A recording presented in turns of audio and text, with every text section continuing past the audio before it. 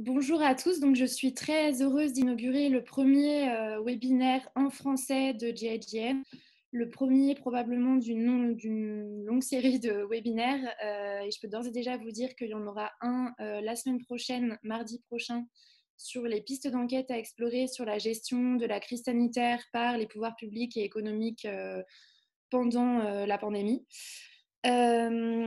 On va aborder des sujets très variés aujourd'hui avec nos trois intervenants que je remercie vraiment beaucoup d'avoir libéré un peu de temps pour participer au webinaire parce que je sais qu'ils sont très occupés. On va aborder donc la question de la protection de la santé des journalistes qui vont sur le terrain et de leurs sources. La question de la désinformation et des fake news qui prolifèrent depuis le début de la pandémie.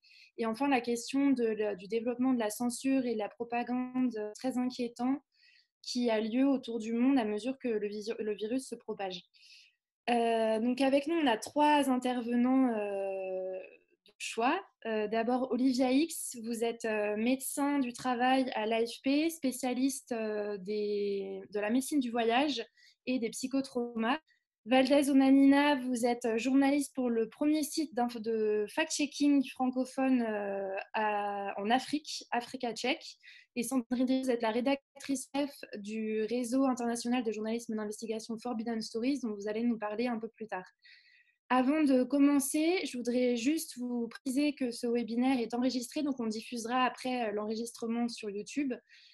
Et enfin, surtout de vous inciter à poser toutes vos questions sur la petite fenêtre qui se situe en bas de votre écran, qui a une sorte de chat. Vous pouvez poser vos questions et mon confrère Marc Bouchage les posera ensuite au reste des intervenants pour qu'ils se dirigent à la fin du webinaire. Olivier, je vous propose qu'on commence avec vous. J'ai reçu déjà beaucoup de questions en amont et avant le webinaire sur la question de la protection de la santé des journalistes. Est-ce que vous pouvez nous dire ce que les journalistes, en gros, doivent savoir avant d'aller le terrain? Alors, tout d'abord, c'est vrai qu'il y a beaucoup d'informations, fausses qui circulent et même des informations fausses qui sont données par, les gouvernements et notamment notre gouvernement français en ce qui concerne, par exemple, la question des masques. Donc c'est difficile de s'y retrouver. Tout d'abord, donc vous le savez que c'est une maladie qui se transmet entre les hommes. Cette transmission, elle se fait principalement par, les gouttelettes qu'on va émettre, par notre bouche et notre nez lorsque l'on parle, lorsqu'on tousse, lorsqu'on éternue. Donc on appelle ça une transmission gouttelette. C'est la même sorte de transmission pour la tuberculose, par exemple, et la grippe. Alors cette transmission gouttelette, ça veut dire que, lorsqu'on va être dans une, relation, quand on va être dans un contact étroit avec une personne qui est malade, on a un risque d'attraper cette maladie. Et qu'est-ce que c'est qu'un contact étroit? C'est un contact de plus de 15 minutes à moins d'un mètre de distance. Alors, les gouttelettes, elles vont sortir par la bouche, même simplement quand on parle. Donc, c'est pour ça que même quelqu'un qui ne va pas, tousser ou éternuer peut vous contaminer.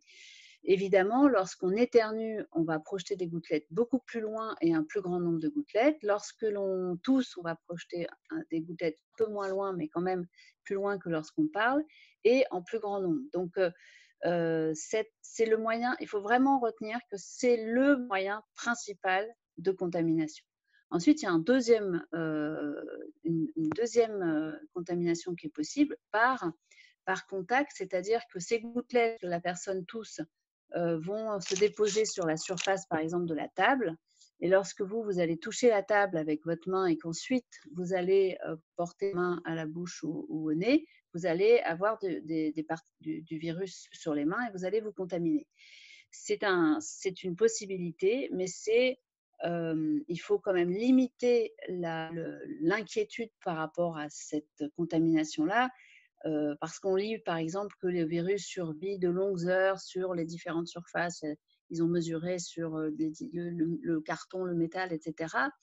Certes, le virus ou des particules virales peuvent survivre, pas forcément en quantité suffisante pour vous infecter et vous rendre malade.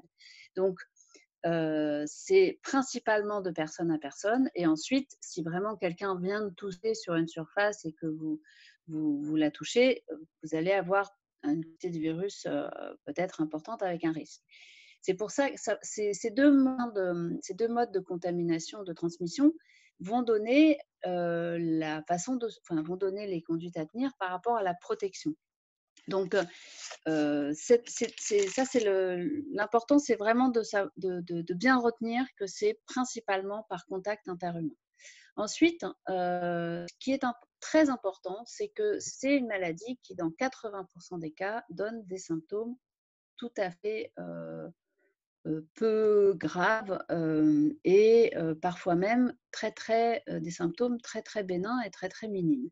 C'est une maladie qui, dans à peu près 20% des cas, peut être grave, notamment chez les personnes qui ont des facteurs de risque. Les facteurs de risque, c'est tout ce qui concerne des maladies chroniques sous-jacentes, que ce soit des maladies pulmonaires, des maladies cardiaques, des maladies de type diabète, par exemple, d'insuffisance rénale, des maladies immunitaires. Toutes ces personnes qui ont des maladies sous-jacentes sont à risque de faire des infections plus graves. Bien sûr, de temps en temps, quelqu'un qui est en pleine santé peut avoir une forme grave, mais c'est tout de même assez rare. Donc, ces 20% des cas, dans ces 20% des cas, il y a à peu près 5% qui va être très sévère, qui va nécessiter une hospitalisation. Donc, ce qui est troublant, c'est que, comme on voit à la télé et partout, on parle beaucoup des gens en réanimation, et c'est normal, des cas graves. Beaucoup de gens ne se rendent pas du tout compte qu'ils ont un début d'infection au coronavirus. Et ça, c'est ce que j'aimerais que vraiment vous reteniez de façon très claire. Énormément de gens se rendent à peine compte qu'ils sont malades parce qu'ils ont des symptômes légers, de type rhume, un peu de fatigue, mal à la tête, et ils ne percutent pas que c'est peut-être le coronavirus. Et ils contaminent un certain nombre de leurs proches parce qu'ils ne prennent pas de précautions supplémentaires. Donc, les symptômes qu'on peut avoir, au début, vous avez peut-être entendu parler de fièvre et toux. En gros, si on n'avait pas fièvre et toux, ce n'était pas le coronavirus. On a beaucoup évolué par rapport à ça. Et aujourd'hui, donc, dans l'ordre, en effet, c'est fièvre, toux, fatigue, maux de tête, courbatures, douleur de tout le corps, douleur du dos, douleur musculaire, douleur articulaire. Des symptômes digestifs sont possibles, de type diarrhée le plus souvent, mais d'autres symptômes digestifs sont possibles. Des symptômes cutanés sont possibles. On peut avoir des boutons partout, des rougeurs, des urticaires. On peut avoir des engelures, c'est-à-dire le bout des doigts, le bout des pieds qui deviennent tout rouges par des troubles de la coagulation. On peut avoir des symptômes neurologiques, c'est-à-dire on peut avoir la confusion mentale, on peut avoir des paralysies. Ça, c'est des symptômes plus rares, mais qui peuvent être parfois isolés. Et puis enfin, un symptôme hyper important dont vous avez sûrement entendu parler, c'est la perte du goût et de l'odorat. Ce symptôme, avoir une absence de nez bouché et perdre l'odorat et le goût, c'est parfois le seul symptôme qu'ont certaines personnes. Et c'est un symptôme qui signe la maladie. En médecine, on dit que c'est un symptôme pathognomonique, c'est-à-dire que vous avez un nez qui n'est pas bouché, vous perdez le goût et l'odorat, vous êtes infecté par le coronavirus. C'est de manière quasi certaine. Il existe des pathologies où on perd totalement le goût et l'odorat, mais c'est très. En ce moment, si vous perdez le goût et l'odorat, il est très probable que vous êtes infecté. Donc, le plus souvent, la pathologie commence de manière assez bénigne, un gros rhume, mal à la tête, fatigué, et puis au bout de 4 jours, on pourra. Donc, ce que je vous invite vraiment à faire, tous et toutes, c'est que dès les premiers symptômes, vous êtes très fatigué, ou alors c'est pas toujours facile en ce moment parce qu'on travaille tous beaucoup, mais si vous avez mal à la tête, si vous avez un rhume, si vous avez une petite fièvre à peine, soyez tout de suite, vous, que c'est peut-être ça. Et si vous habitez avec des personnes fragiles, de santé fragile, isolez-vous dans votre maison pour que vous ne les contaminiez pas. Donc, Ça, c'est le premier message. C'est que très souvent, on ne se rend même pas compte qu'on a commencé. Ensuite, sur l'évolution de la maladie, ça dure en général, une dizaine, quinzaine de jours. Parfois, ça dure plus longtemps. Ce qui est très particulier, très caractéristique, c'est que c'est une maladie qui est très fluctuante. Habituellement, vous avez la grippe, vous êtes au fond de votre lit pendant 5 jours et puis vous sortez, vous allez mieux, ça va de mieux en mieux. Là, c'est très déstabilisant parce que vous croyez que c'est fini et puis après, 2 jours après, ça repart et parfois même une semaine après, ça repart. Donc, vous n'avez probablement pas avoir accès facilement à des tests. Donc, on fait vraiment des diagnostics sur cette forme de symptômes, cette fluctuation et le fait notamment, par exemple, qu'on perd de l'odorat. Donc, c'est pas la peine d'aller faire un test si vous avez perdu l'odorat, on sait que c'est ça. Donc, cette évolution, elle est fluctuante, elle est perturbante, elle peut s'aggraver brutalement autour du 7e, 9e jour et nécessiter une hospitalisation pour mise sous oxygène et éventuellement une réanimation. Mais parfois, le plus souvent, une mise sous oxygène suffit. Donc, je sais qu'il y a beaucoup de journalistes qui sont présents aujourd'hui, qui sont en Afrique. Il y a beaucoup de pays où il y a des possibilités de réanimation très limitées. Quand même, il y a en général de l'oxygène disponible. Donc, ça permet d'être un tout petit peu rassuré pour le plus grand nombre de cas. Mais du coup, quand vous êtes pays où il y a très peu de structures de soins adaptées, c'est pour ça qu'il faut vraiment être réactif et que dès que vous ressentez les premiers symptômes, faire comme si c'était ça et vous isoler des autres. Alors, comment est-ce qu'on protège les autres? Le plus facile, le protéger les autres, c'est s'isoler, porter un masque chirurgical lorsque l'on peut, ou porter un masque qu'on a fabriqué soi-même, les masques artisanaux. Ces masques chirurgicaux, donc vous voyez ce que c'est. Je pourrais vous en montrer un tout à l'heure. Là, je ne suis pas à côté. Le masque chirurgical, c'est le masque qui est en général vert ou bleu et que portent les chirurgiens. Ces masques, ce sont des masques qui servent à protéger les autres lorsqu'on est malade. Pour continuer à protéger les autres, il faut beaucoup se laver les mains et il faut rester, si on est malade, dans une pièce où les autres ne rentrent pas et manger de son côté, etc. Maintenant, pour les journalistes qui vont travailler sur le terrain et qui vont donc vouloir éviter d'attraper la maladie, le masque qui protège absolument et qui empêche, qui filtre les virus, ce sont les masques FFP2 ou N95 pour les pays, pour certains pays. Le masque FFP2, c'est ce que vous devez absolument porter si vous allez faire un reportage auprès de malades. C'est pas raisonnable d'aller faire des reportages auprès de malades avec un masque chirurgical. Maintenant, la difficulté, c'est l'approvisionnement en masque FFP2. Un masque, en plus, ce sont des masques qui ne peuvent pas se fabriquer soi-même, et c'est des masques qui sont à usage unique. Donc, on va parler d'abord dans une situation optimale et en situation normale. Si on peut, on utilise un masque FFP2 jetable lorsqu'on va dans un reportage où il y a des personnes potentiellement malades. Ce masque, si vous n'en avez pas plusieurs et qu'on est en situation donc dégradée, donc c'est pas quelque chose qui est recommandé quand on peut l'éviter, mais si vous n'avez pas le choix, c'est un masque que vous pouvez réutiliser. Seulement, surtout, ne le nettoyez pas avec des produits alcoolisés ou du gel hydroalcoolique ou de l'alcool. Il ne faut pas nettoyer ces masques avec un produit humide, ça leur fait perdre 50% de leur capacité de filtration. Ça devient des masques inefficaces. La seule façon de le nettoyer, entre guillemets, c'est de le passer au chaud, de le passer dans un four à 70 degrés. La difficulté, c'est qu'en général, ça va abîmer les élastiques et que du coup, il faudra peut-être rajouter des élastiques avec des agrafes. Donc, passer un masque FFP2 au chaud pendant 30 minutes à 70 degrés permet de tuer les virus dessus et de le réutiliser si on n'a pas d'autre solution. Surtout pas au sèche-cheveux qui va faire voler le virus partout. Donc, le masque FFP2, c'est celui qui permet d'éviter de tomber malade. Quand on n'a rien, quand on n'a pas de masque FFP2, le fait de porter un masque chirurgical, c'est mieux que rien du tout.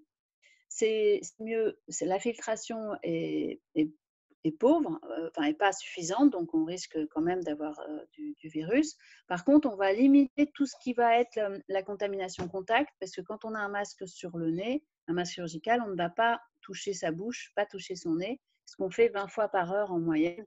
Donc, ça évitera les contaminations par contact. Donc, c'est mieux que rien, mais c'est en fait l'usage du masque chirurgical, c'est quelque chose qui devrait être utilisé par les gens qui sont malades. Alors, un point sur les gants.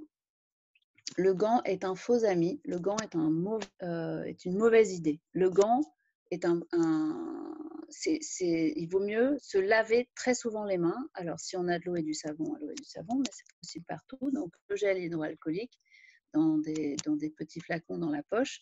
Se laver les mains souvent au gel hydroalcoolique, c'est beaucoup plus important que de porter des gants. Les gants, c'est uniquement si vous allez être dans un environnement très, très, très sale ou avec vraiment beaucoup de malades. Et à ce moment-là, juste pendant que vous êtes dans cet environnement, pendant un temps court, et ensuite vous les enlevez et vous les jetez. Là, si vous gardez une paire de gants pendant plusieurs heures, c'est exactement comme si vous ne vous laviez pas les mains pendant plusieurs heures.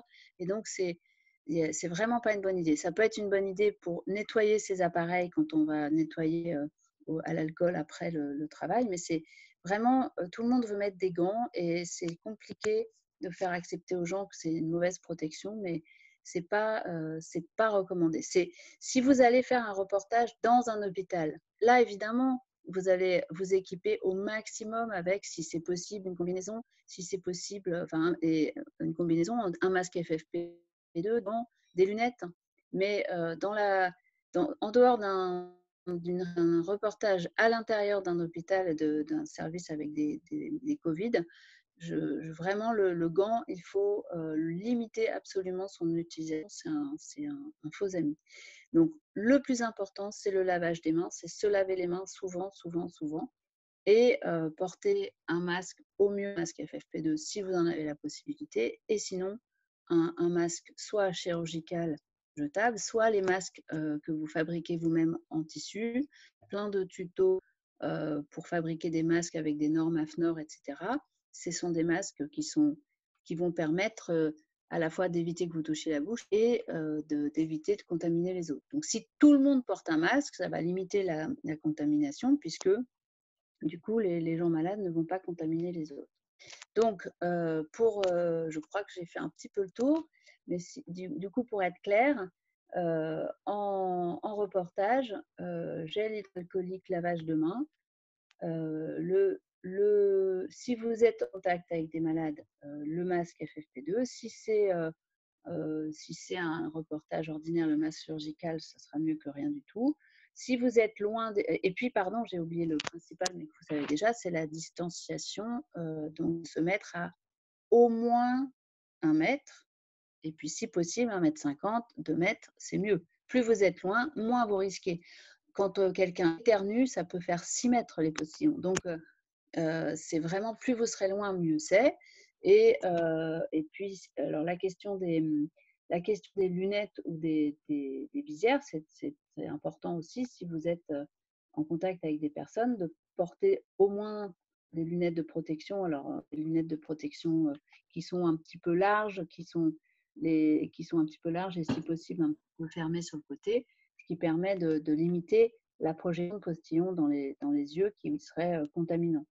Alors, ça peut être un masque, il faut éviter, ça peut être un masque si on n'a qu'un masque, ça peut être des lunettes de piscine, mais il faut pouvoir les nettoyer, il faut que tout le matériel que vous utilisez, vous puissiez le nettoyer. C'est ça que je voulais dire sur le masque que vous fabriquez vous-même. Ces masques, il faut les changer quand même au bout de maximum 4 heures, et il faut les nettoyer à 60 degrés au moins pendant au moins 30 minutes. Donc, c'est qu'il faut passer à la machine à 60 degrés ou en tout cas, c'est des produits qu'il faut laver et qu'il ne faut pas garder longtemps, pas plus que 4 heures. Donc, après, sur les questions des reportages, votre matériel, il faut le désinfecter et c'est là où il faut éviter tout ce qui est mousse. Donc, par exemple, il faut enlever les bonnettes sur les micros.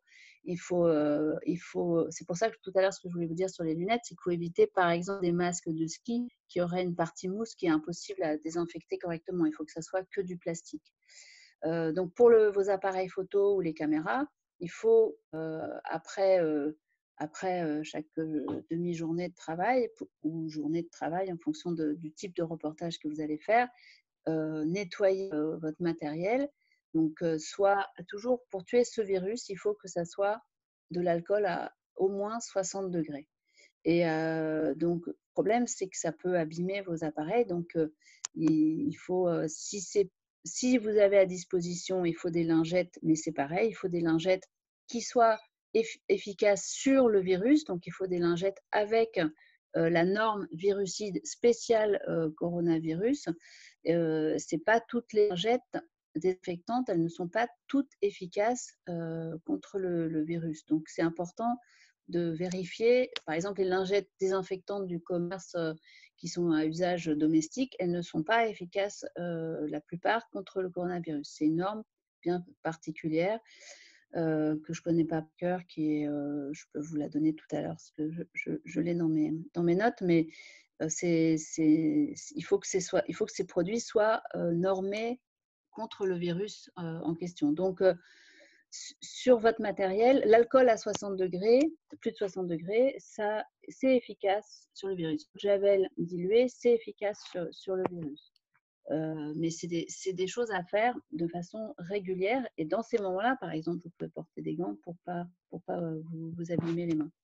Alors, est-ce que j'ai fait le tour à peu près de la question? Est-ce que j'ai oublié des choses importantes? Là, on a déjà un bon début et je pense qu'on y reviendra peut-être plus tard si on a le temps avec d'autres questions plus précises. Mais merci beaucoup. En tout cas, c'est utile. Euh, Valise, du coup, l'OMS a parlé d'infodémie. On parle beaucoup de l'explosion des fausses informations depuis le début de la pandémie. Je sais qu'Africa Tchèque a été créé d'ailleurs dans un contexte de désinformation aussi sur la santé. Est-ce que tu peux nous raconter un peu Ouais, déjà, bonjour à tous. Merci de nous avoir rejoints. Déjà, je vais commencer par la question de l'infodémie qu'évoque l'OMS. Certes, le moment est peut-être approprié pour parler d'infodémie, mais je pense que depuis, avec les nouveaux médias, on peut considérer qu'on est en période d'infodémie. Parce qu'aujourd'hui, il suffit de peu pour qu'une information, qu'un sujet devienne viral dans les médias et sur les réseaux sociaux. Et on ne peut pas dire qu'aujourd'hui, la maladie à coronavirus 2019 en fait peu. Donc, c'est un peu normal que sur tous les médias, sur tous les réseaux sociaux, il y ait autant d'informations, il y ait une masse virale d'informations sur le COVID-19. Mais maintenant, est-ce que le fait qu'il y ait autant d'informations signifie que les gens sont autant informés sur cette maladie? C'est là la question. Et c'est justement là où intervient la question de la désinformation autour de cette maladie-là. Ce qu'on a constaté, c'est que et c'est un peu dommage qu'on a l'impression que c'est avec le nouveau coronavirus que les gens découvrent les infos, la désinformation sur la santé. Pourtant, elle n'est pas nouvelle. Et là, vous l'avez dit, Africa Tchèque, l'organisation pour laquelle je travaille, a été créée dans un contexte pareil. C'est-à-dire qu'au début des années 2000, alors que le Nigeria s'apprêtait justement à mettre fin à la polio, parce que la polio a frappé ce pays de façon assez drastique. Le pays s'apprêtait justement à mettre fin à la maladie. Il y a eu des chefs religieux, il y a eu des chefs politiques qui se sont levés et qui ont fait des déclarations en indiquant que voilà, il ne fallait pas faire vacciner les enfants parce que les vaccins contre la polio rendaient stériles, en gros. Et là, ce qu'on a constaté, c'est que les gens ont arrêté de faire vacciner leurs enfants. Et malheureusement, alors que le pays était en train d'éradiquer cette maladie, il y a eu une recrudescence de cas de polio. C'est une histoire qui est racontée par le fondateur d'Africa Tchèque, Peter Koenig Jones, parce qu'il était chef du bureau de l'AFP au Nigeria à cette époque. Et c'est partant de là, justement, qu'il a eu l'idée de fonder une organisation comme Africa Tchèque. C'est dire quoi? C'est dire que la désinformation sur la santé ne date pas de décembre 2019, date à laquelle on a annoncé le nouveau coronavirus. Elle existe depuis. et elle est aussi dangereuse qu'aujourd'hui, en fait. Ce n'est pas un cas nouveau en soi. Et lutter, et c'est assez particulier parce que quand on travaille sur des questions de désinformation, il y a des informations en déclaration politique, économie, mais la santé, c'est assez particulier parce que ça concerne directement la vie des gens. C'est-à-dire que on peut vous dire, je prendrai un exemple sur le coronavirus, on peut vous dire que voilà, euh, l'ail et le citron guérissent du cancer. Par exemple, nous en Afrique, on est sur un continent où les gens ont peu de moyens pour se soigner, mais c'est très facile pour eux de croire que voilà, voici une piste qui pourrait me permettre de guérir de telle ou telle maladie. Vous voyez ce que je veux dire? Et ça, c'est un problème aujourd'hui. Donc, lutter contre la désinformation sur la santé, c'est déjà lutter contre les systèmes de croyance. Et on sait que les systèmes de croyance des gens c'est très difficile de les déconstruire. Les gens sont plus aptes à croire en des choses qui les confortent dans leurs convictions. Je prends l'exemple très récemment en Côte d'Ivoire où il y a eu cette rumeur selon laquelle il y avait, vous savez, tout le débat qui est autour de la chloroquine. Ils ont dit que le Nîmes, les feuilles de Nîmes, l'arbre de Nîmes contenaient de la chloroquine.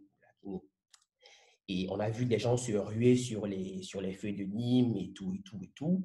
Nous, Africa Tchèque, on a fait un article pour dire aux gens, la chloroquine ne se trouve pas dans les feuilles de Nîmes. Avec tous les détails, on a interrogé des experts qui ont expliqué c'était quoi la chloroquine, c'était quoi la quinine, c'était quoi les feuilles de Nîmes. Certes, elles ont des vertus, mais elles n'ont pas ce à quoi on s'attend, donc la chloroquine. Malgré ça, il y a même des gens qui, voilà, qui commentent l'article en disant que voilà, mais moi quand même, je pense que c'est amer, donc il y a la chloroquine. Donc, c'est-à-dire, vous voyez la difficulté qu'il y a autour de ça. Déconstruire les fausses informations sur la santé, ce n'est pas évident. Vous devez déconstruire, comme je l'ai dit, les systèmes de croyance, mais aussi l'effet placebo, parce qu'il y en a qui vous disent, en tout cas, quand moi je prends, ça marche. Donc voilà, pour eux, c'est quelque chose qui est fonctionnel. Alors, nous, ce qu'on se dit, c'est face à ce grand flux d'informations qu'on a aujourd'hui, d'informations et de fausses informations qu'on a aujourd'hui sur le nouveau coronavirus. L'intervenante précédente, Olivia, d'ailleurs, elle relevait que même le gouvernement français donnait de fausses informations. Nous, ce qu'on s'est dit aujourd'hui, c'est la réponse qu'on peut donner parce que les articles de vérification des faits ne suffisent pas. On s'est très bien rendu compte que les articles de vérification des faits ne suffisent pas. Nous, ce qu'on propose, c'est donner bonne information, c'est-à-dire que construire des fiches d'information pour transmettre au public. Mais ça aussi, ce n'est pas suffisant. C'est aussi utiliser le pouvoir des communautés parce que lutter contre la désinformation, ce n'est pas seulement un travail journalistique aujourd'hui. Il faut utiliser le pouvoir des communautés. C'est-à-dire que moi, aujourd'hui, je suis moins apte en tant que journaliste qui travaille sur la désinformation à communiquer la bonne information qu'un chef de quartier, par exemple, auprès de sa communauté. C'est aussi ça la stratégie que nous essayons à Africa Tchèque, par exemple, et en utilisant de façon très massive la plateforme de messagerie WhatsApp qui aujourd'hui, voilà, je pense, avec qui revendique à peu près 2 milliards d'utilisateurs aujourd'hui dans le monde, c'est dire la puissance de ce médium. Donc, on essaye aussi d'utiliser ce genre de médias pour aller le plus près possible des internautes ou des personnes des personnes tout simplement pour leur donner la bonne information. Parce qu'on part du principe que plus vous êtes proche des personnes, plus il y a de chances qu'elles puissent croire ou comprendre le message que vous apportez. Et je peux dire de mon expérience que ce n'est pas encore ce à quoi on s'attend, mais c'est quelque chose qui commence quand même à avoir de l'effet et à porter ses fruits. Voilà. Je ne sais pas si j'ai fait le tour de la question ou s'il y a des choses sur lesquelles vous aimeriez que je revienne. Non, merci. C'est très intéressant, effectivement, sur la manière d'atteindre les gens. Merci beaucoup pour ce contexte, et puis sûrement des questions après plus précises. D'accord. Du coup, Sandrine, vous avez publié à Forbidden Stories une enquête, un article très inquiétant sur le très fort contrôle en fait de l'information et la censure qu'on voit se développer dans le monde à mesure que la pandémie se développe. Est-ce que tu peux nous parler un peu de ce travail que vous avez fait et puis du travail de Forbidden Stories en général? Je pense que qui gagne à être... Merci. Je vais commencer par vous présenter un peu Forbidden Stories parce que ça permettra d'orienter aussi les questions et puis d'expliquer dans quel cadre j'interviens. Forbidden Stories, c'est un réseau de journalistes c'est d'abord une association à but non lucratif qui a été créée il y a 3 ans par Laurent Ricard et dont le but est de prolonger les enquêtes de journalistes qui ont été menacés, arrêtés ou quelquefois tués. Donc, notre façon de travailler, c'est la collaboration, c'est-à-dire qu'on est une plateforme qui coordonne les enquêtes de journalistes du monde entier, du Guardian, du Monde, d'El País, du Washington Post ou d'autres.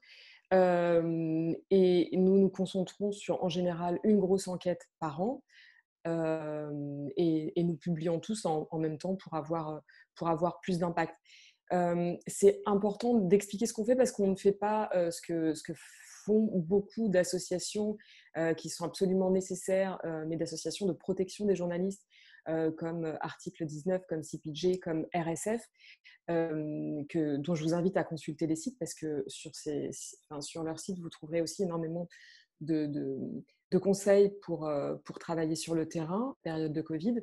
Mais donc, nous n'avons pas les structures, la structure ou les ressources pour protéger les journalistes qui appellent à nous, mais nous sommes là pour protéger les histoires. Donc, on pense que quand un journaliste est menacé, arrêté ou tué parce qu'il travaillait sur un sujet interdit, cette histoire mérite d'être largement diffusée pour contrer la censure. Et le but, évidemment, à terme, c'est aussi d'empêcher les attaques en amont, puisque voilà l'intérêt à s'en prendre à un journaliste si vous en avez 40 qui viennent reprendre l'histoire et la diffuser largement après. Par exemple, la première enquête sur laquelle on a travaillé à Forbidden Stories, c'était le projet Daphné, du nom de Daphné Caruana Galicia, qui est une journaliste maltaise qui a été tuée dans l'explosion de sa voiture en 2017. Elle travaillait sur la corruption des élites dirigeantes, elle travaillait sur des réseaux mafieux, elle travaillait sur la vente de pastel. Et après sa mort, donc, les journalistes du projet Daphné ont prolongé ces enquêtes et les ont publiées en même temps. Donc, on avait lancé avant la crise Covid, on avait lancé un nouveau projet collaboratif qui continue toujours. Mais évidemment, ce qui arrive aux journalistes dans le monde entier aujourd'hui qui enquêtent sur le Covid ne peut pas nous laisser indifférents, puisque on a vu que des journalistes étaient arrêtés dans plusieurs pays, certains menacés très violemment sur les réseaux sociaux. En Chine, les premiers journalistes citoyens qui ont enquêté sur le Covid et qui se sont rendus à Wuhan ont subi beaucoup de pression. Certains n'ont même plus donné de signe de vie. Donc, on a décidé de publier effectivement un article, c'était début avril, un article signé Audrey Travers, pour raconter ces histoires. Donc, on a contacté plusieurs journalistes. On a contacté un journaliste au Venezuela, Darfinson Rojas, qui lui a été arrêté pour avoir en fait fait son propre décompte. Donc, il a publié un décompte qui différait très légèrement de 8 victimes par rapport au décompte officiel, mais ça a suffi à être arrêté. Les forces spéciales sont arrivées chez lui, l'ont arrêté avec son père, ont violenté son père. Il a été relâché 15 jours plus tard, mais il est en libération conditionnelle et les charges pèsent contre lui sont toujours, n'ont pas été abandonnées. On a réussi à contacter d'autres journalistes en Chine qui ont témoigné sous couvert d'anonymat, parce que c'est très dangereux quand on est journaliste en Chine de parler à des journalistes étrangers. On a contacté Ruth Michaelson, qui était la correspondante du Guardian au Caire et qui a dû fuir le pays en catastrophe parce qu'elle avait publié une étude scientifique d'une université canadienne qui contredisait un petit peu la version officielle du gouvernement égyptien, qui publiait des chiffres beaucoup plus élevés que ceux sur lesquels communiquait le gouvernement égyptien. Donc, on a vu en fait que sur cette première vague de censure, plus ou moins violente, ce qu'on reprochait, c'était souvent de remettre en cause les chiffres officiels, le décompte officiel. Et ça se passait aussi souvent dans des pays qui sont quand même assez autoritaires et qui ont l'habitude de surveiller leurs journalistes de près et qui sont des pays déjà pointés notamment par le classement pour étant des pays qui ne respectent pas vraiment la liberté de la presse. Mais il y a un durcissement des situations des journalistes en ce moment et notamment de ceux qui osent remettre en question les versions officielle du Covid et du décompte dans leur pays.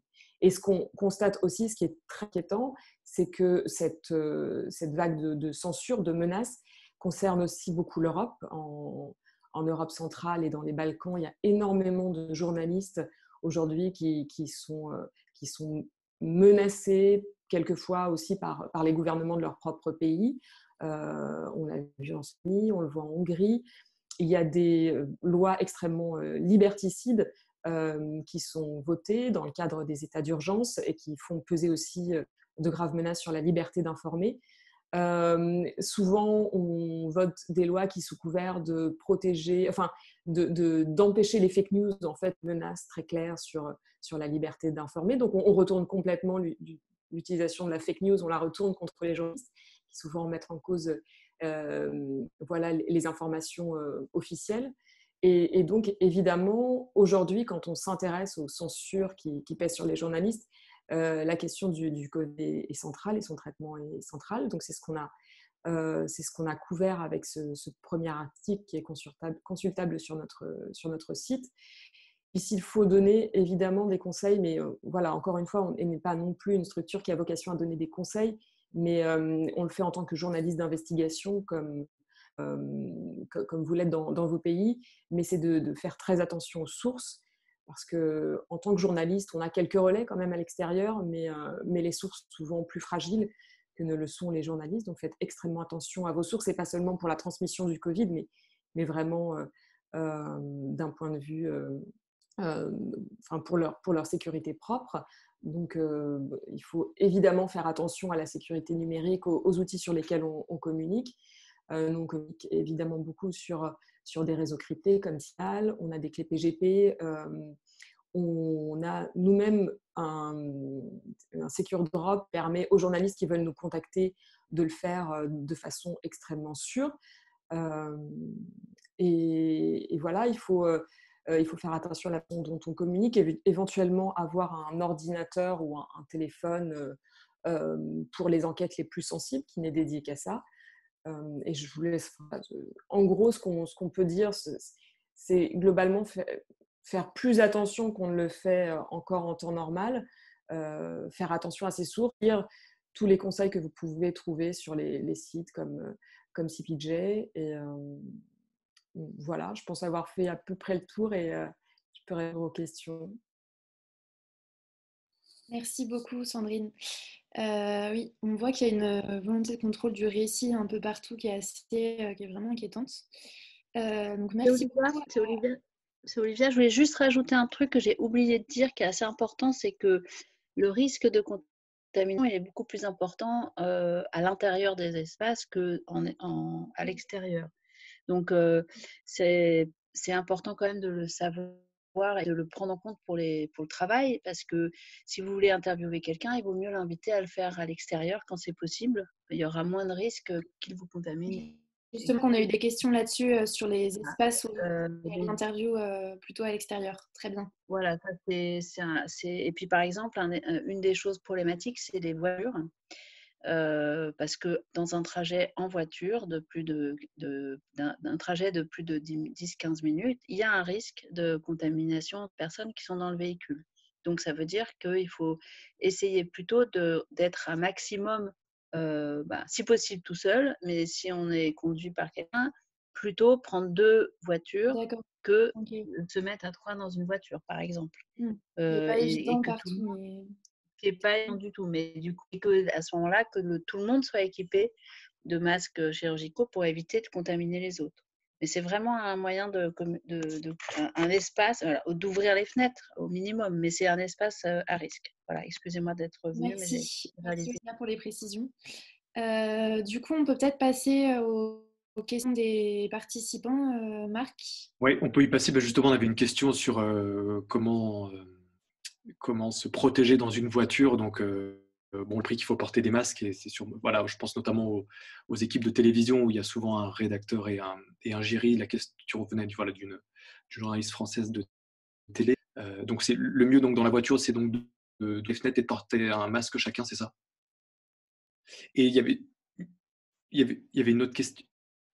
Je sais pas Oui, si vous... pardon, j'avais enlevé le son, pardon. Oui, c'est ça. Donc, c'est ça. Le mieux, c'est si on peut tout seul ou à 2 maximum, comme ça, on peut se mettre en compte pour être le plus loin possible.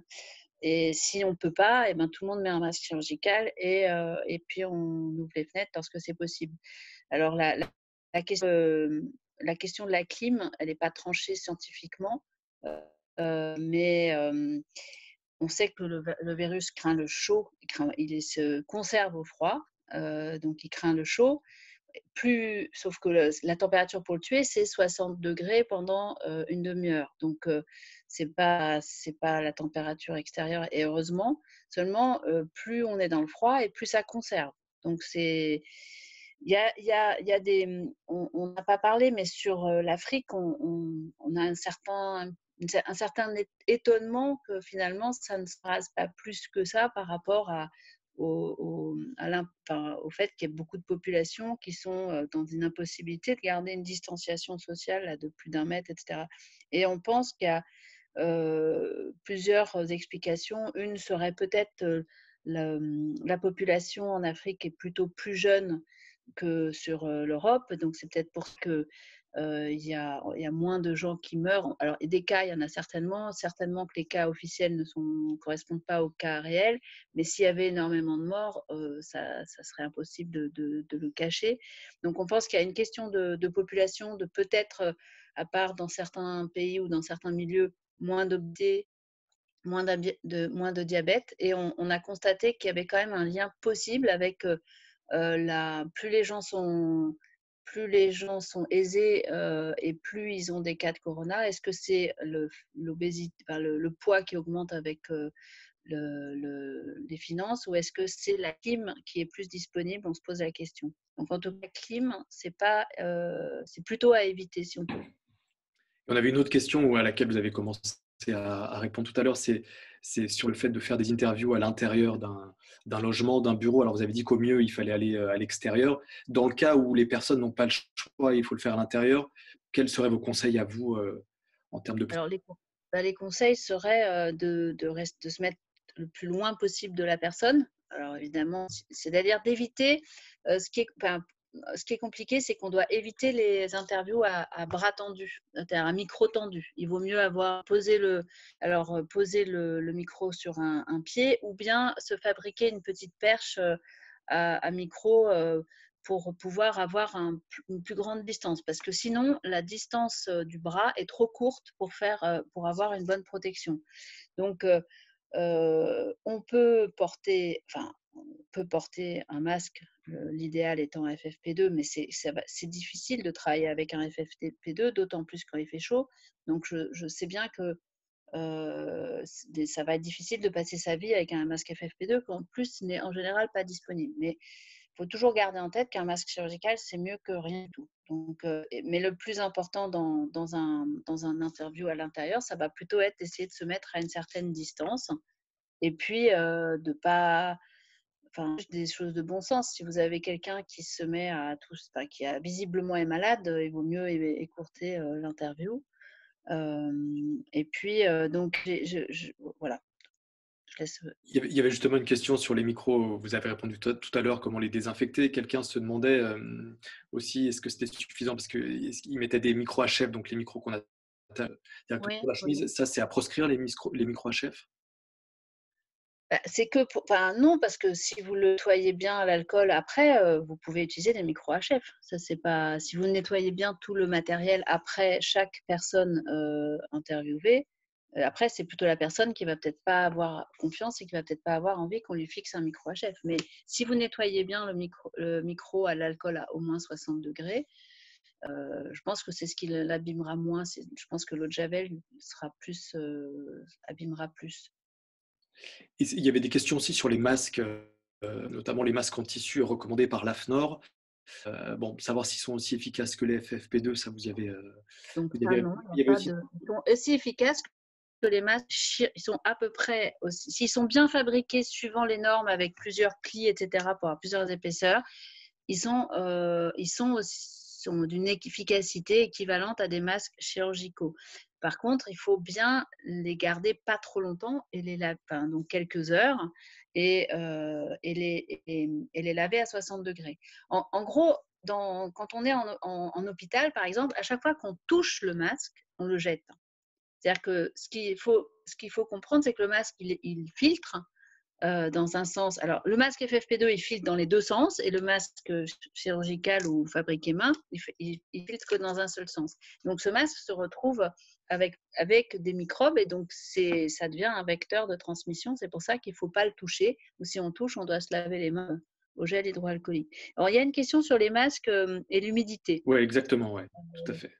En fait, alors, Notamment, il y a… c'était là, oui, Voilà. Donc les masques fabriqués main, c'est pas un problème. C'est surtout un problème pour les masques qui sont… quand je dis que c'est pas un problème, c'est qu'ils vont pas diminuer l'efficacité. C'est pour les masques les masques FFP2 du commerce. Ces masques-là ne doivent pas être humides. S'ils sont humides, leur capacité de filtration va être moins bonne. Donc en effet, il y aura une moins bonne sécurité d'utilisation d'un masque FFP2 si on est dans un espace très humide.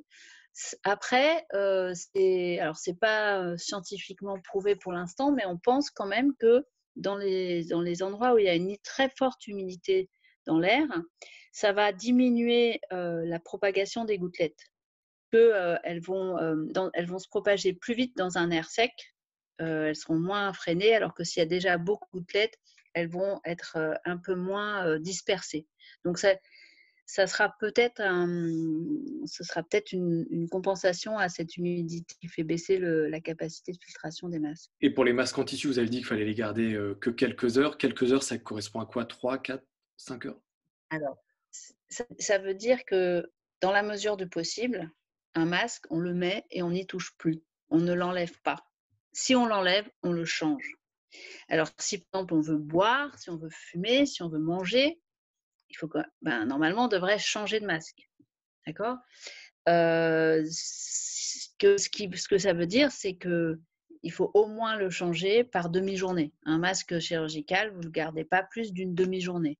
Après, quand on est en situation de pénurie, on est en situation dégradée et on adapte les choses. Hein. En ce moment, en France, dans certains hôpitaux, ils gardent un masque chirurgical toute la journée ou un masque FFP2 toute la journée, ce qui n'est pas du tout le respect des normes d'utilisation.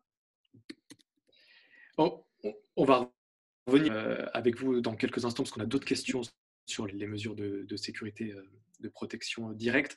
On avait d'autres questions sur plutôt comment agir, par exemple, comment faire quand mon interlocuteur refuse de donner des informations par téléphone. Et une autre aussi qui peut se retrouver dans cette question, c'est à l'ère du télétravail, comment interroger une source, surtout quand cette source ne dispose pas d'Internet. Alors, comment faire à la fois pour dire des informations si la personne ne veut pas les donner par téléphone, et comment se protéger peut-être au maximum. Je ne sais pas si Sandrine, c'est un point sur lequel tu peux éventuellement des conseils.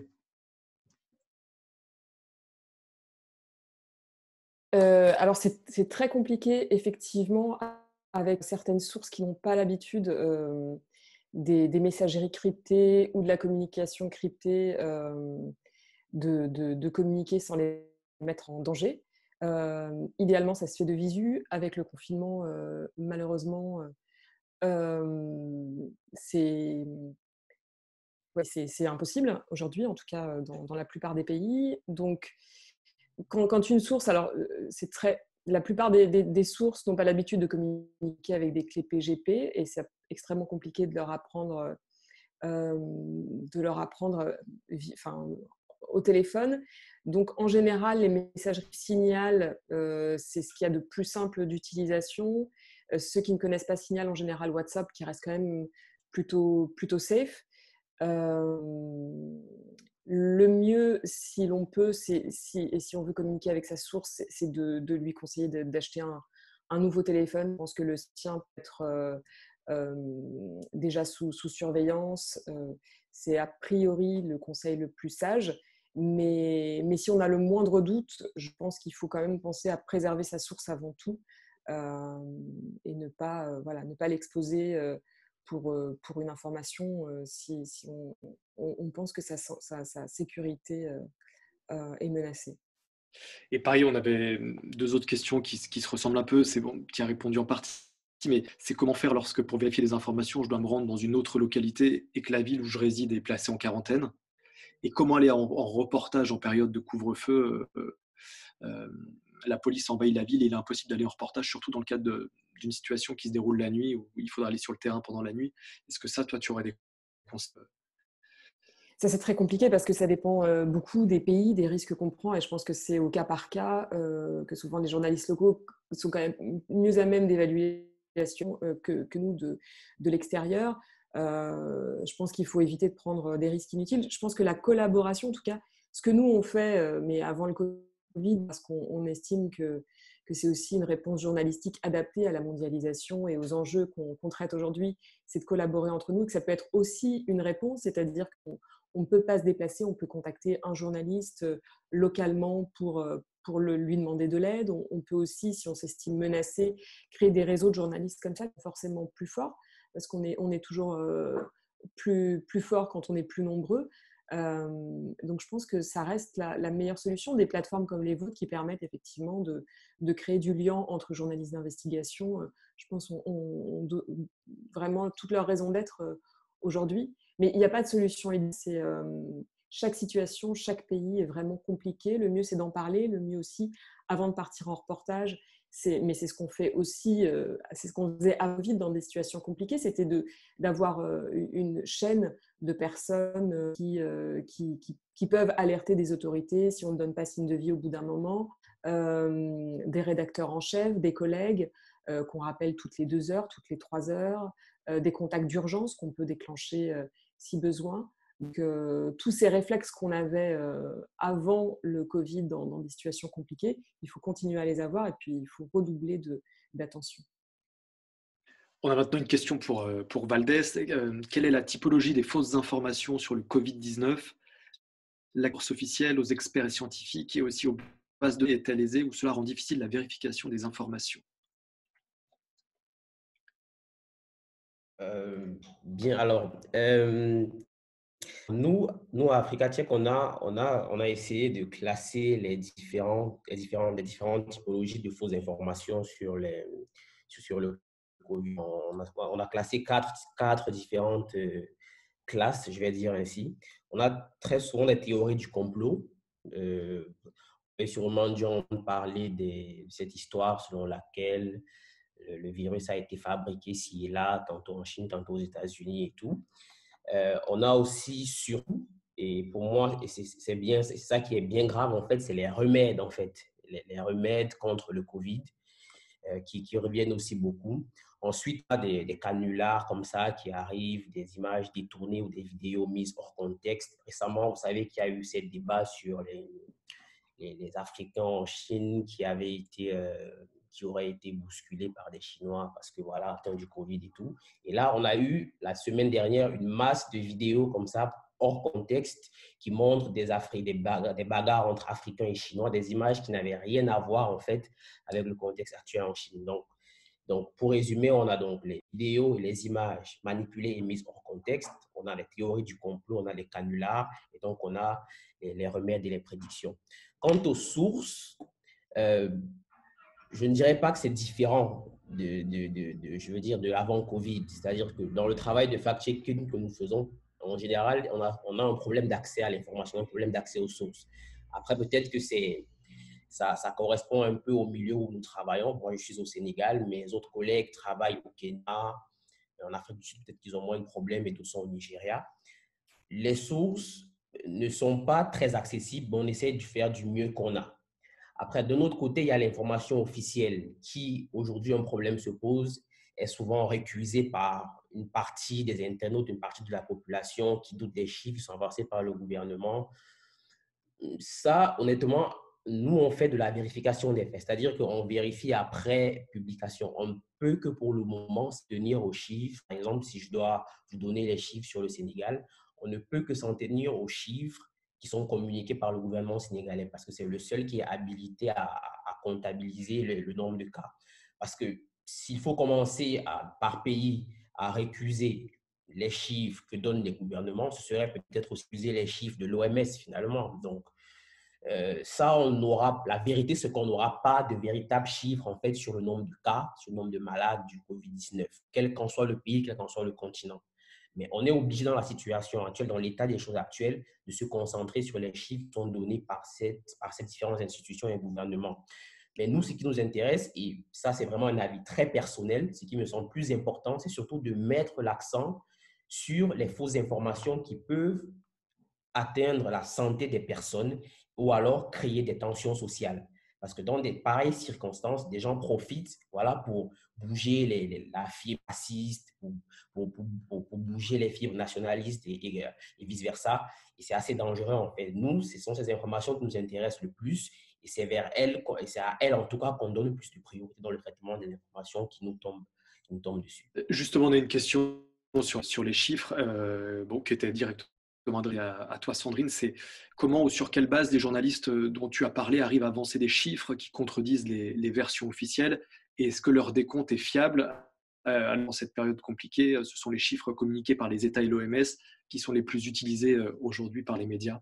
C'est sûr qu'aujourd'hui, les chiffres qui sont relayés par les médias et même les chiffres de référence de l'université Johns Hopkins à Baltimore, qui sont les chiffres utilisés partout, sont les chiffres officiels. Donc, pour l'instant, et en l'absence de toute possibilité de vérification dans certains cas, il faut s'appuyer sur ces chiffres. Néanmoins, les journalistes qui ont contesté certains chiffres pouvaient s'appuyer soit sur les témoignages de certains médecins ou d'hôpitaux qu'ils ont pu avoir. Et de temps en temps, c'est même une contestation du décompte qui se fait à quelques cas près. Dans le cas du journaliste vénézuélien, c'était une contestation à 8 cas près, donc qu'il avait pu vérifier lui-même en passant des coups de fil. Ce qui est intéressant aussi dans le cas d'un journaliste pu contacter, qui est un journaliste iranien qui s'appelle Mohamed Massaed. Lui, il parlait de 2 cas et en l'occurrence, il relayait une information dans un premier temps officielle signalant des cas d'infection au Covid à Qom, une ville chiite en Iran. Et c'était des cas qui étaient contestés qui ont été contestés ensuite par les autorités officielles. Donc, il n'a fait que relayer lui-même une information officielle qui ensuite a été contre. Dans certains cas, comme par exemple pour l'exemple de Ruth Michaelson du Guardian, en fait, elle s'appuyait sur une étude scientifique qui avait été réalisée par une université à Toronto qui expliquait sur la base des personnes qui quittaient l'Égypte avait fait une projection pour dire qu'en Égypte, le cas probable de contamination, c'était une projection scientifique très précise, serait probablement de près de 1000, alors que l'Égypte, à l'époque de cette publication, ne communiquait que sur quelques dizaines de cas. Donc, effectivement, dans ce cas-là, le décompte ne pouvait pas se faire personne par personne, mais elle s'appuyait sur une étude documentée. Et la plupart, en tout cas tous les cas qu'on a mentionnés dans notre article, sont des cas extrêmement fiables de journalistes qui avaient leurs propres sources, qui s'appuient sur des études scientifiques précises. Mais c'est vrai que quand on parle de milliers, de dizaines de milliers, aujourd'hui, dans certains pays, on ne peut compter que sur les chiffres officiels et on verra après dans un second temps avec des mesures scientifiques et les dépistages, on pourra voir quelle était effectivement la proportion de personnes réellement contaminées. Mais c'est très difficile comme exercice. Merci. Ouais. Olivier, on a besoin de votre aide pour quelqu'un qui nous a écrit, qui a besoin de décrypter un communiqué de presse du ministère malien de la Santé qui a été publié fin mars et qui dresse le nombre total de cas de Covid-19 dans le pays. Dans ce communiqué, il est expliqué que sur les 18 cas enregistrés à cette date, 14 sont importés et 4 sont autochtones. Alors la personne qui est journaliste qui nous a écrit s'interroge sur la signification des termes importés autochtones. On vient à se demander, ça veut dire que le virus existait au Mali avant l'importation des cas? Non, ça veut dire que sur les 18 cas qui ont été constatés au Mali, 14 cas sont des voyageurs, c'est-à-dire de personnes qui sont arrivées d'Europe, de Chine, de quelque part, et qui sont malades à leur arrivée, ou donc on estime qu'ils sont arrivés avec le corona du pays où ils étaient.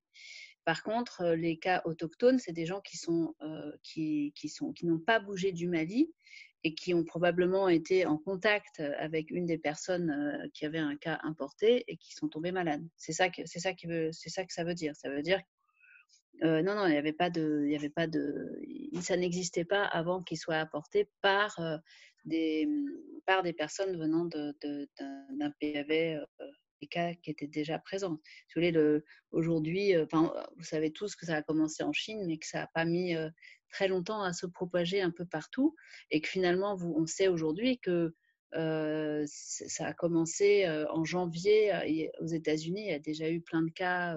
On se rend compte rétroactivement maintenant. On s'en rendait pas compte à l'époque, mais dans tous les pays actuellement, on se rend compte que finalement la mauvaise grippe qui avait eu un tel en janvier ou février, c'était déjà le corona. Hein. Donc c'est simplement à l'époque, c'était des cas un peu sporadiques. Et on faisait pas le lien, on pensait pas que c'était déjà arrivé en Europe ou aux États-Unis. Comme on est avec vous, il y avait une autre question, c'est est-ce que lorsqu'on est amené à rencontrer un malade du Covid-19 qui est en convalescence, qu'on doit le rencontrer pour faire une interview, recueillir son témoignage, est-ce que ça représente un risque pour le journaliste ou la journaliste qui va réaliser cette interview-là? Ouais, c'est une question importante. J'ai pas abordé pendant combien de temps on était contagieux. Ça, c'est une question à laquelle il est malheureusement très difficile de répondre. Ce qui se passe, c'est que de manière certaine, on est contagieux plus longtemps que les symptômes. D'abord, on n'en a pas parlé, mais tout le monde sait qu'il y a des cas asymptomatiques. Donc, il y a des gens qui n'ont aucun symptôme et qui sont pourtant infectés par le virus et contagieux, qui ont du virus dans la gorge et qui vont avoir des postillons pleins de virus. Donc, il y a des cas asymptomatiques. Et puis, pour les gens qui ont des symptômes, la contagiosité, je ne l'ai pas précisé, elle commence 24 heures avant l'apparition des symptômes et elle continue un temps qui est à l'heure actuelle pas connu avec certitude. On estime qu'en gros, on est contagieux pendant 3 semaines après le début des symptômes. Et c'est assez rare que les symptômes durent 3 semaines. Ce qui est sûr, c'est qu'on est contagieux tant qu'on a des symptômes et que finalement, ça continue encore après. Donc, il faut considérer par rapport à la fois au risque pour le journaliste et puis pour les gens qui sont malades, le moment auquel ils peuvent ressortir travailler ou être en contact avec des proches. Si on veut être du côté de la sécurité, il faut compter 3 semaines par rapport au début des premiers symptômes. Donc, si vous allez interviewer quelqu'un qui est en train de se remettre, ça dépend depuis combien de temps il est malade. Avec quand même un doute sur certaines personnes qui seraient peut-être contagieuses plus longtemps. Mais s'il a commencé à être malade 3 semaines avant, on est assez certain qu'il peut être encore très fatigué. Par exemple, il peut même encore tousser, parce que parfois la toux, c'est un symptôme qui peut durer parce que la toux, elle devient un peu irritative, elle n'est pas liée au virus. Donc, si on veut être du côté sécurité, on ne va pas voir des gens si ça ne fait pas 3 semaines qu'ils ont commencé à être malades. Après, s'ils portent pendant toute la durée de l'interview, retirer un masque chirurgical, vous n'êtes pas en danger. Hein. Mais c'est le malade qui doit le porter. Très bien, merci beaucoup. Je vais encore poser une dernière question, puis j'ai encore une question pour les deux autres intervenants. Quelqu'un nous écrit pour dire que, donc oui, il a été question d'un vaccin, de savoir s'il a bien été question de tester des vaccins contre le Covid-19 dans certains pays africains. Est-ce que ça vous avez... Il y a eu un scandale en France après une émission télévisée où j'ai oublié qui c'est parce que il y a beaucoup d'informations en ce moment, donc j'ai le cerveau un peu plein, mais je ne sais plus si c'était en tout cas, c'était quelqu'un qui avait un poste à responsabilité en France, peut-être de l'INSERM ou il faut vérifier, je ne me souviens plus de qui a... C'était M. Jean-Paul Mira, si je peux aider. Merci. Je savais que ce serait au taquet. En tout cas, qui ont dit ouais, on n'a qu'à faire des essais vaccinaux et puis on n'a qu'à les faire en Afrique puisque de toute façon là-bas ils n'ont rien. Donc ça a été dit en effet par un responsable français qui s'est excusé après, mais c'était trop tard, le mal était dit. Donc, comme nous disait tout à l'heure notre fact-checker, c'est le problème du racisme et de l'ostracisme a bien prospéré avec ce corona. Et là, tout à l'heure, vous parliez des cas autochtones et des cas importés. Donc, moi, je suis médecin du travail de l'AFP et donc on a un certain nombre de correspondants ou de journalistes de l'AFP qui ont été mis en difficulté parce que ils étaient accusés d'être des importateurs du virus. Donc c'est quelque chose qui est problématique. Donc en effet, cette phrase a été prononcée. Après, pour l'instant, on est assez loin du vaccin. Hein. On n'est pas du tout prêt à avoir un vaccin pour cette maladie. Et on n'a pas non plus de vision très claire sur les traitements, puisque tout le monde s'écharpe sur les efficacités des uns et des autres de traitements. Pour l'instant, on n'a rien qui soit certain sur quelque chose qui serait efficace. Hein. Donc, malheureusement, pour l'instant, en plus, on a beaucoup comment dire, enfin, au début, on a dit beaucoup, faut surtout prendre que du paracétamol, il faut jamais prendre d'anti-inflammatoire. Et puis, ça reste tout à fait vrai pour vous tous.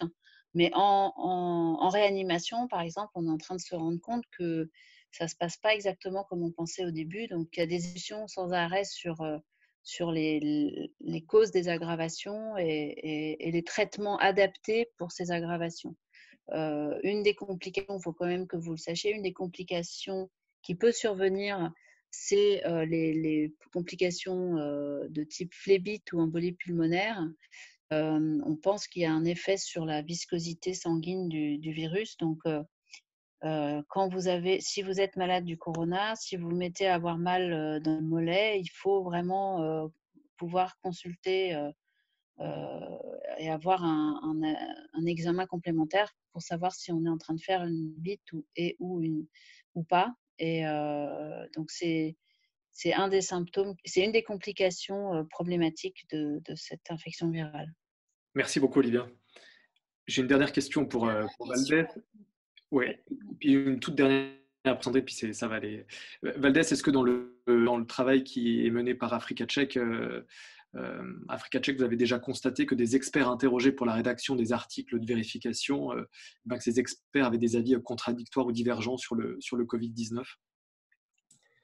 Non, jusqu'ici, non, en fait. Les différents experts qu'on a eu à interroger, c'est-à-dire qu'aborder la question peut-être avec des arguments différents, mais la finalité de leur raisonnement était toujours la même, en fait. Donc, jusqu'ici, on n'a pas eu de différence entre les avis des experts. Mais en tout cas, le principe est que, en fact-checking, lorsqu'il y a des divergences entre experts, on essaye d'avoir le maximum d'experts possible et de donner en tout cas les différentes versions qui sont présentées par ces experts-là. Parce que voilà, il n'y a pas de vérité universelle. L'important, c'est de présenter les faits et d'expliquer le contexte dans lequel ces faits-là peuvent intervenir. Mais jusqu'ici, pour répondre précisément à la question, on n'a pas encore eu affaire face à ce genre de situation. D'accord. Merci beaucoup, Valdès.